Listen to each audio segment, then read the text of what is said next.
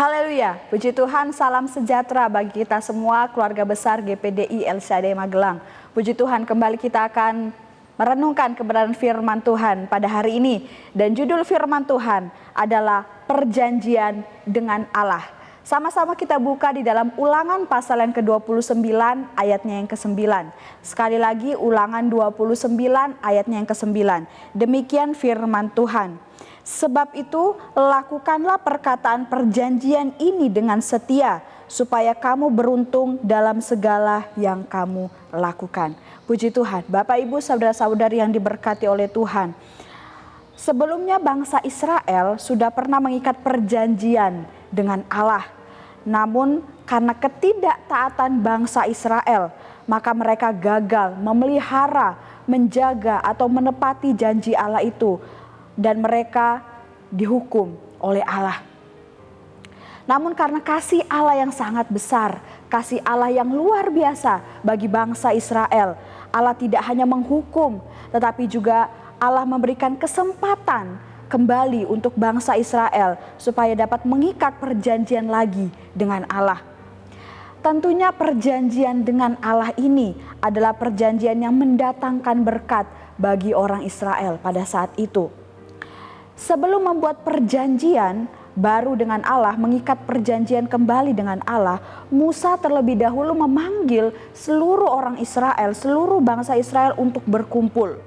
Musa mengajak seluruh bangsa Israel untuk benar-benar kembali memperbarui komitmen, tekad mereka, kesungguhan mereka, dan ketaatan mereka untuk mengikat perjanjian dengan Allah. Dengan benar-benar menjaga perjanjian itu, menepati perjanjian itu.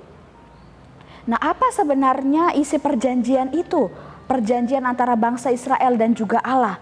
Perjanjian itu berisikan pernyataan bahwa Allah mengangkat bangsa Israel menjadi umat kesayangannya. Dan Allah akan menjadi satu-satunya Tuhan bagi bangsa Israel. Kita bisa melihat di dalam ayatnya yang ke-12 sampai ayatnya yang ke-13.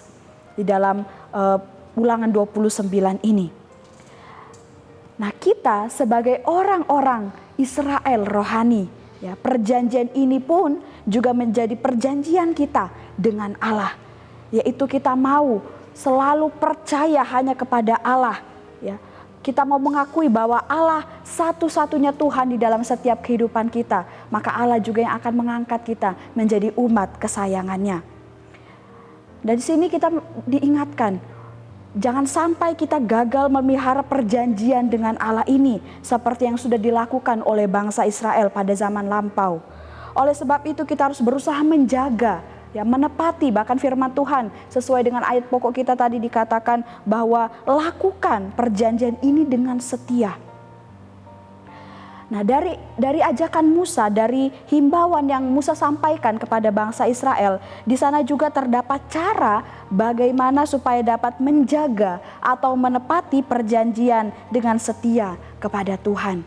Dan ini pun yang Musa sampaikan kepada bangsa Israel supaya benar-benar kembali mereka tidak mengulangi kesalahan yang sama. Mereka menjaga perjanjian mereka dengan Allah. Dan itu pun yang juga menjadi perjanjian kita dengan Allah. Kita juga harus berusaha untuk menjaganya, menepatinya. Cara yang pertama supaya kita bisa benar-benar menjaga perjanjian kita dengan Allah dengan baik. Yang pertama adalah pegang teguh iman dan kepercayaan hanya kepada Allah. Jangan sampai kita meninggalkan Allah, meninggalkan Tuhan Yesus dan berbakti kepada Allah lain ataupun kepada berhala. Ya, di dalam ayat yang ke-18 di situ dikatakan, sebab itu janganlah di antaramu ada laki-laki atau perempuan, kaum keluarga atau suku yang hatinya pada hari ini berpaling meninggalkan Tuhan Allah kita untuk pergi berbakti kepada Allah bangsa-bangsa itu. Janganlah di antaramu ada akar yang menghasilkan racun atau ipuh. Bangsa Israel gagal menjaga perjanjian mereka dengan Allah sebelumnya. Salah satunya adalah karena mereka pernah menyembah kepada Allah lain. Ya, mereka menyembah kepada berhala dan tidak menyembah kepada Allah Israel yang seharusnya mereka sembah. Allah yang sudah menjaga mereka, memelihara mereka, menuntun mereka dari tanah Mesir, keluar dari tanah Mesir menuju tanah Kanaan. Hal itu membuat Allah murka karena ketidaksetiaan bangsa Israel. karena mereka berpaling meninggalkan Allah, membuat Allah murka atas kehidupan bangsa Israel dan memberikan hukuman bagi mereka. Lukas 4 ayat yang ke-8, di situ dikatakan, tetapi Yesus berkata kepadanya, ada tertulis, engkau harus menyembah Tuhan Allahmu dan hanya kepada Dia sajalah engkau berbakti. Sudah sangat jelas, hanya kepada Tuhan Yesus kita harus berbakti, menyembah. Hanya kepada Tuhan Yesus kita harus percaya. Tidak ada Allah lain seperti Tuhan Yesus. Oleh sebab itu mengapa kita bersyukur bahwa Tuhan yang kita sembah adalah Allah yang benar. Dan sudah seharusnya kita benar-benar memegang iman kepercayaan kita kepada Tuhan. Ini sudah menjadi ketetapan bagi setiap umat Tuhan. Bagi kita orang-orang Kristen, orang-orang yang sungguh-sungguh percaya kepada Tuhan. Untuk menyembah hanya kepada Allah di dalam Tuhan Yesus Kristus. Kemudian hal yang kedua yang dapat kita lakukan supaya benar-benar bisa menjaga perjanjian kita dengan Allah, yaitu adalah lakukan segala perkataan firman Tuhan. Di dalam ayatnya yang ke-29, di situ dikatakan hal-hal yang tersembunyi ialah bagi Tuhan Allah kita, tetapi hal-hal yang dinyatakan ialah bagi kita dan bagi anak-anak kita sampai selama-lamanya, supaya kita melakukan segala perkataan hukum Taurat ini.